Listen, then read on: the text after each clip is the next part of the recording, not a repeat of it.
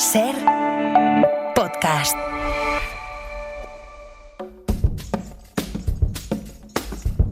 Hoy por Hoy Magazine.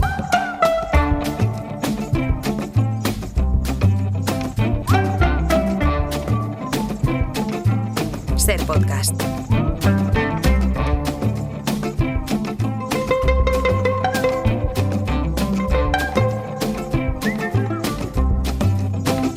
You know you better.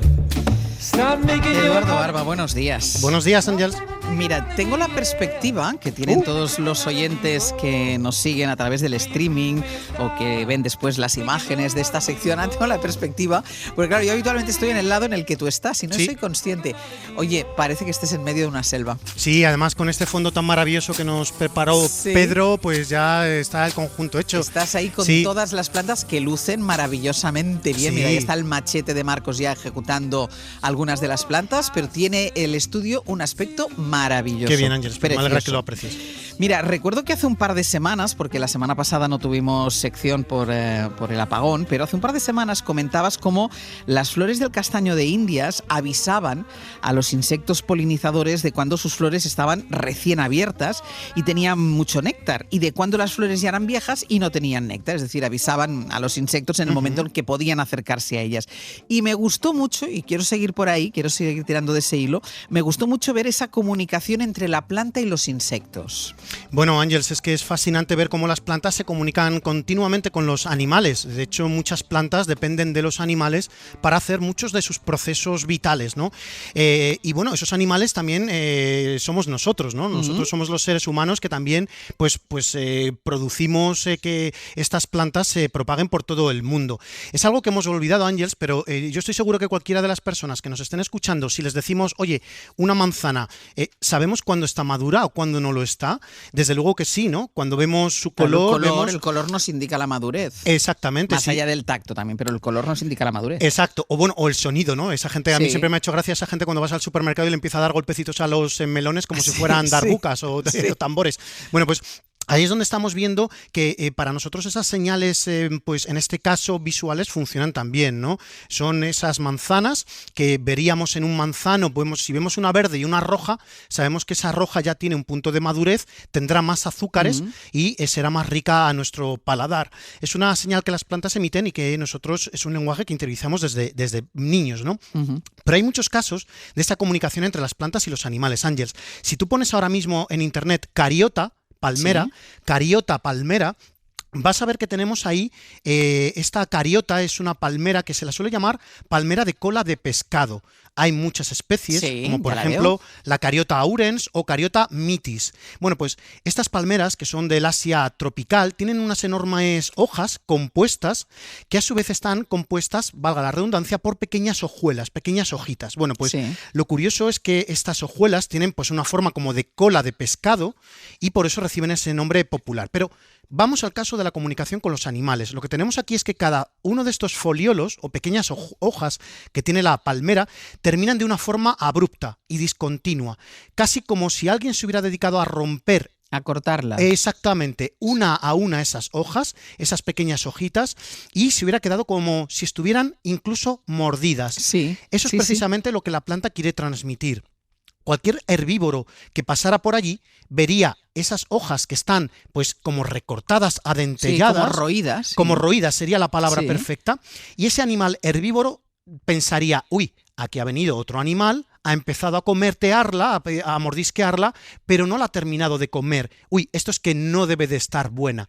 Y entonces pasa de largo sin ni siquiera hincarle el diente. Ojo, hay que decir que estas palmeras normalmente son tóxicas, o sea que ya de por sí la planta no sería palatable para un animal.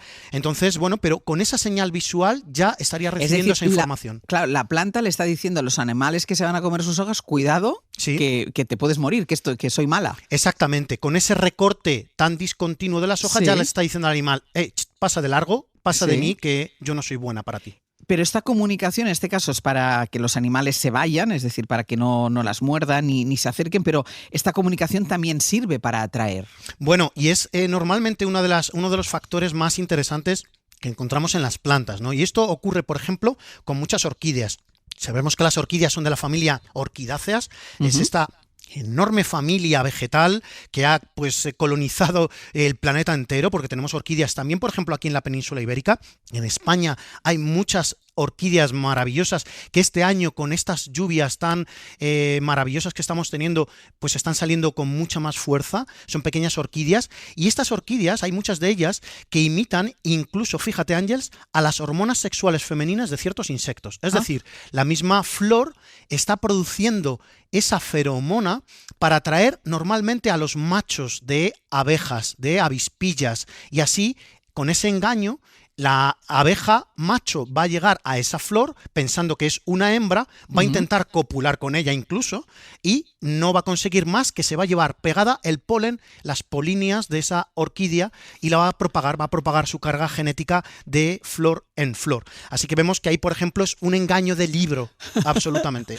O sea, pueden expulsar a los animales, pueden engañar a los animales, porque las flores son muy atractivas, ¿no?, para los insectos, pero esto siempre es así, ¿todas las flores son atractivas para los insectos? Va a depender de la estrategia de las plantas, ¿no? Habrá algunas que sí, por supuesto, son una gran mayoría las que necesitan de estos insectos para propagar su carga genética, para llevar el polen a el estigma, a la parte femenina de otra flor, pero hay flores que no necesitan de estos insectos para polinizarse. Y esto ocurre, por ejemplo, si tú pones llantén mayor flor, el llantén o llantén a secas, llantén mayor flor, vas a ver que ahí tienes una inflorescencia que es muy curiosa, porque los estambres de este llantén descuelgan. Cuelgan como si fueran, no sé, pequeñas, no sé cómo definirlo, pero parece como un satélite con pequeños, no sé cómo definirlo, pero los estambres cuelgan como si fueran, como si quisieran que el viento les arrastrara ese polen.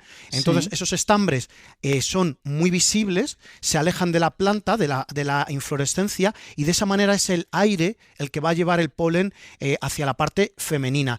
O, por ejemplo, también lo tendríamos en el caso de los trigos, del centeno, de la cebada. Pues también en este caso los estambres van a salir muy lejos de la inflorescencia para que el aire arrastre ese polen. Pues mira, vamos a hacer una cosa, porque hay una llamada preparada, pero para poder ir tranquilos voy a hacer una pausa para la publicidad, y a la vuelta atendemos la primera llamada de todas las que recibimos en el 900-100-800 con las consultas que nos quieran hacer sobre plantas o sobre flores. A la vuelta escuchamos ya a un oyente y continuamos hablando de las plantas que están hoy en el estudio de la cadena SER. Hoy por Hoy Magazine.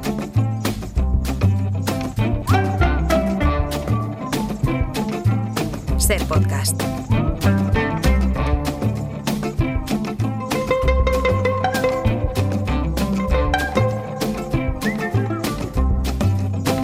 You know you better.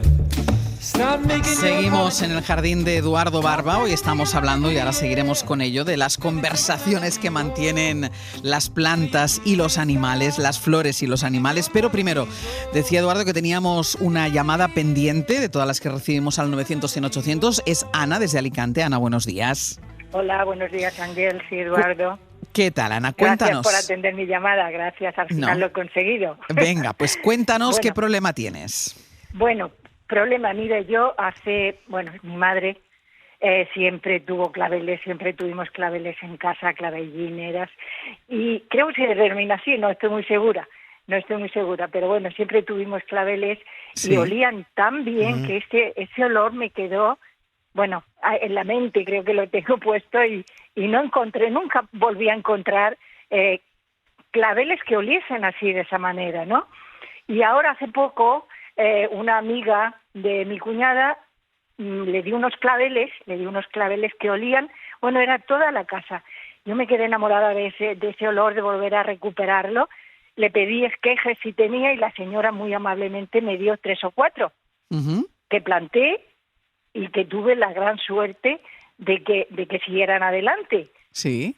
Entonces, ¿me oyes, Ángel? Sí, te oigo perfectamente. Gracias. Pues entonces los planté y bueno, han crecido enormes en 3 macetas diferentes, hasta punto que donde los tenía los tuve que quitar porque eran demasiado grandes y no los podía tener. Bueno, mi pregunta es, para no alargar, he conseguido que salga un clavel que huele de ensueño, pero le han salido igual a la misma vez muchos hijitos, muchas clavellinas chiquitas. Sí. O los capullitos, dijéramos. Mi pregunta es para Eduardo. ¿Los tengo que quitar? ¿Le perjudican la planta y para la posterior floración o la floración que tiene ahora, el que haya muchos claveles chiquitos en potencia? A ver, pues Eduardo. Pues Ana, qué bien, porque yo también tengo el recuerdo de ese perfume, ¿no? A mí el aroma de los claveles también me recuerda a mi madre, por supuesto, y a mi tío Goyo, ¿no? Que pues para mí es uno de los perfumes de flor más dulces, más sofisticados a la vez, porque tiene mucha riqueza de matices.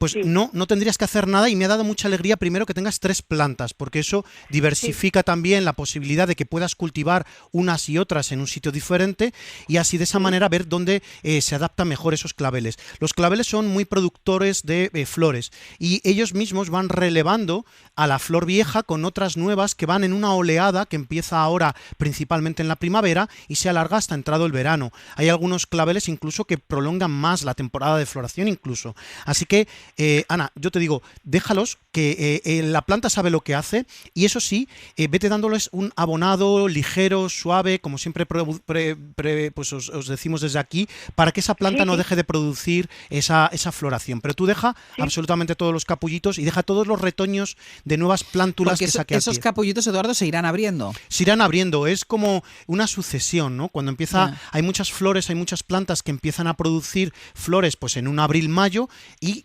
aumentan continuamente esa producción hasta pues ha entrado junio, entrado julio, va a depender de las regiones. A veces los claveles, cuando llega mucho calor, se estancan, se paran, y a veces relanzan otra vez la floración cuando llega el otoño.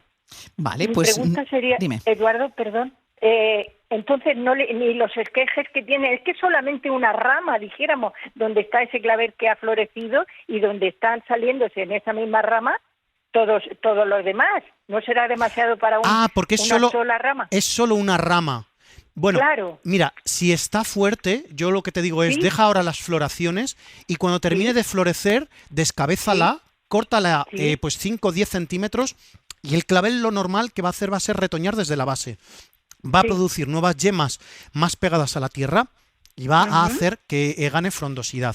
Es decir, ahora dejamos, si la rama está fuerte, la dejamos tal como está, con sus capullitos, con su clavel, y cuando ya haya pasado la floración, le cortamos las puntas a esa rama. Eso es. Pues muchísimas gracias, y la voy a conservar como oro en paño, porque ese olor es algo maravilloso, de verdad. Consérvalo, Ana, y disfrútalo. Un beso grande. Muchísimas gracias, igualmente, Ángel y Eduardo. Hasta luego. Hasta luego, muchas gracias. Adiós. Edu, estábamos hablando de las flores, sobre todo, que hablan con los animales, pero si pensamos en los frutos, ¿también las plantas producen los frutos para engañar a los animales? Sí, y de una manera, bueno, nos engañan a nosotros, o sea que realmente, o sea, cuando nosotros pues pensamos en que las plantas, si nos ponemos un poco, como se dice, un poco pues estrictos, tendríamos que pensar que son las plantas las que nos han domesticado a nosotros. Porque hay muchas plantas... No nosotros a ellas. No nosotros a ellas. Eso es algo de lo que se habla desde hace mucho tiempo. Y de hecho hay una serie, por ejemplo, de documentales donde hablan cómo estas plantas nos han domesticado a nosotros. Por ejemplo, la patata, la manzana. ¿Qué sería de estas plantas si el ser humano no las hubiera propagado por absolutamente todo el planeta, ¿no? Entonces, bueno, pues ellas nos ofrecen esos frutos no para paliar el hambre de la humanidad, sino para propagar su especie. Sabemos que entre medias de ese fruto va a estar la semilla, y esas semillas van a querer viajar lejos de la planta madre para poder extender su genética más lejos. Ese es el éxito, ¿no? También a nivel evolutivo.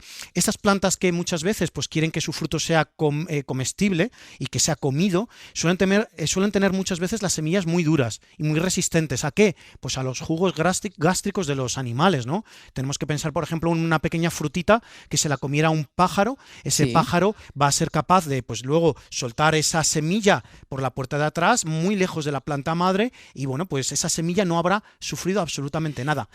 Sí. ¿Y hay alguna planta determinada que domestique a determinados animales? Bueno, a mí hay un caso que me gusta mucho siempre comentar, aunque hay muchas, la verdad, siempre es difícil quedarse con una, que es la celidonia. Si tú colocas ahí en internet celidonia, vas a ver una planta de flores amarillas. Esta celidonia es el Chelidonium majus, que es como se llama en latín. Sí, esa es una ya la planta veo.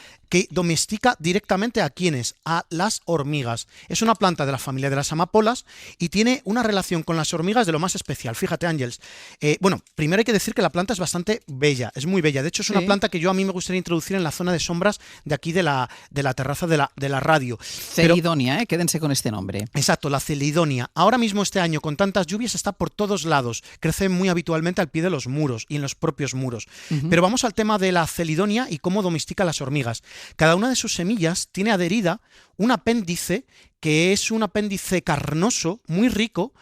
Aquí lo estoy enseñando al tiro de cámara para que se vea a través del YouTube.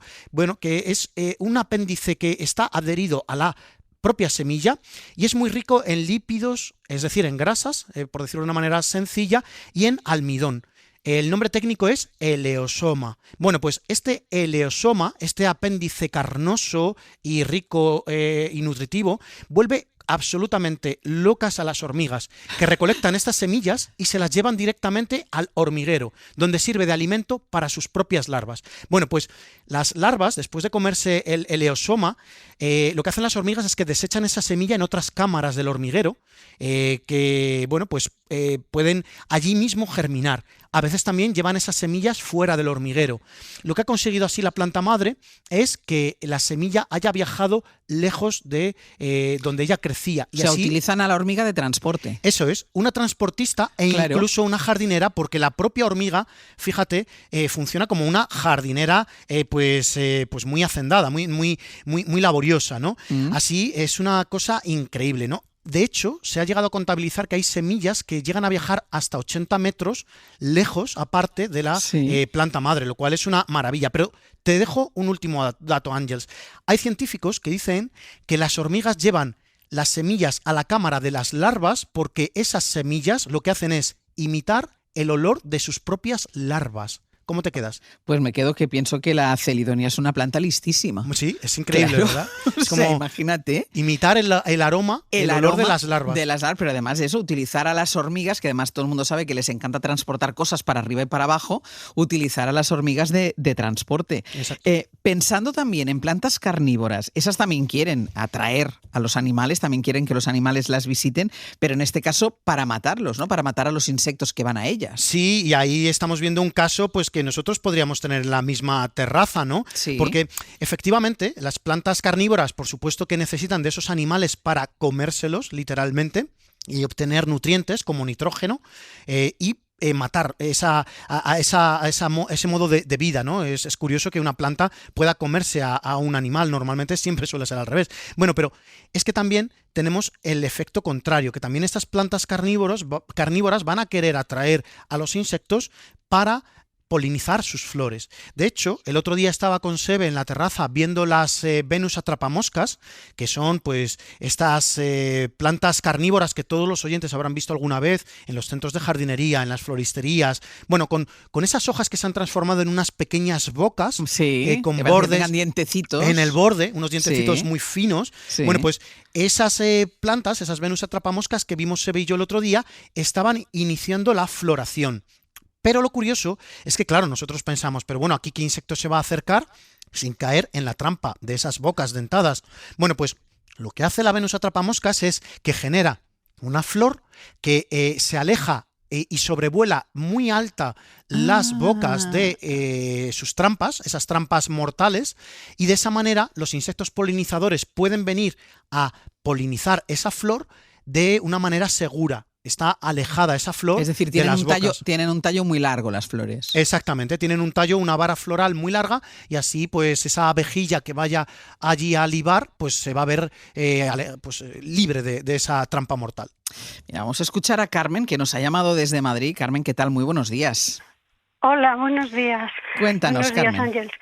Vamos a ver, nos vinimos a vivir al campo hace poquito. Sí. Y yo soy novata en esto. He tenido siempre muchos tiestos, pero ahora me están saliendo cosas que no había visto en mi vida. Sí. Ahora tengo campo, eso es. Y me están saliendo esparragueras. Sobre todo tengo una que pincha como demonios. Uh-huh. Y no sé muy bien cómo cuidarlas. Me da penita porque veo los esparraguitos ahí tan delgaditos. Y no sé qué hacer con ellos. ¿Qué hace con estas esparragueras que han nacido así de manera salvaje? Bueno, pues menos darle besitos, porque como muy bien ha dicho Carmen, es una planta un poco pinchuda. De hecho, sí, el nombre científico de la esparraguera que tú tienes es Asparagus acutifolius.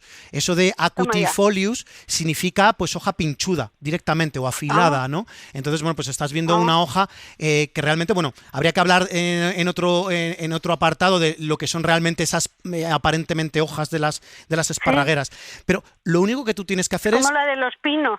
Exacto, son como unas pequeñas, casi como aciculitas, ¿no? Pero ese es otro tema, Carmen. Lo que tú tienes que hacer es directamente dejarlas, porque tú lo que tienes son unas esparragueras silvestres, que son las que aparecen en toda la península ibérica y en España muy habitualmente en los encinares, por ejemplo.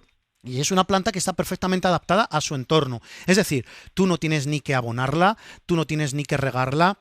Ella ha nacido allí, es una planta dura, fuerte, resistente, con un sistema radicular que está establecido en el sitio, y lo único que tienes que hacer es, cuando emerjan esos esparraguitos, comerlos, o observarlos si no, y ver cómo la planta funciona. Más bien observarlos, sí, porque son muy delgaditos, muy delgaditos. Exacto, es una maravilla. A mí me gusta siempre dejar las esparragueras, me gusta mucho dejarlas, a no ser que estén en una zona de paso, porque, bueno, pues es verdad que pueden ser un poco desagradables, pero es una planta maravillosa.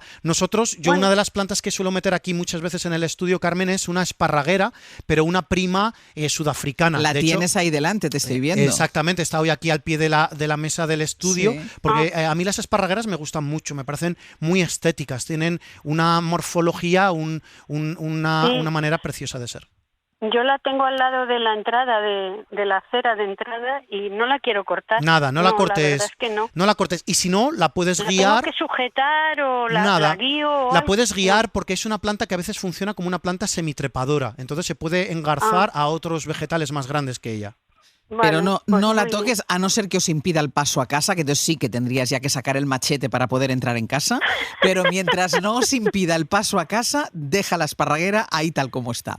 Carmen, vale, muy bien. Muchísimas gracias. Muchas gracias a los dos y buen día. Hasta luego. Hasta luego. Una última cosa, Eduardo, sobre las plantas que generan este tipo de adaptaciones para atraer a los insectos, porque imagino que con las flores habrá 1000 variantes diferentes, ¿no?, para resultar atractivas a los insectos polinizadores. Bueno, desde luego. Y una muy frecuente, que a mí me encanta siempre enseñar a mis alumnos, tiene que ver con una cosa que se suelen llamar líneas o guías de néctar.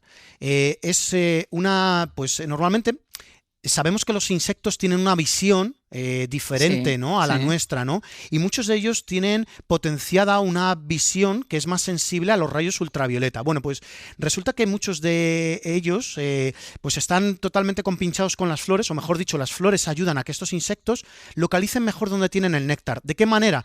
Mira, pon ahí en internet Verónica persica. Verónica persica. Y vas a ver una pequeña florecita que es de color azul, un azul del color del cielo, maravillosa. Yo siempre que la enseño, todo el mundo se queda enamorado de ellas. Tiene unas pequeñas líneas de color azul oscurito, a ver si se me ha quedado sin internet, y esas líneas lo que hacen es orientar al insecto para que el insecto sepa hacia dónde tiene que ir para obtener ese néctar. Entonces, estas guías o líneas de néctar es una comunicación más que tienen las plantas con los animales para ayudarles a decir, oye, ven aquí, que aquí es donde tienes el restaurante, ven a beber este líquido azucarado que es el néctar y llévate mi polen a otra florecilla que vayas a visitar después. Es como en esos hospitales que tienes que seguir una línea amarilla porque te lleva de un sitio a otro, pues esto es lo mismo, unas líneas más oscuras que llevan al insecto directamente al polen. Qué bonita es. Sí, Eduardo, preciosa. Hasta la semana que viene. Hasta la semana que viene, Ángels. Un beso. Otro. Para no perderte ningún episodio, síguenos en la aplicación o la web de la SER, Podium Podcast o tu plataforma de audio favorita.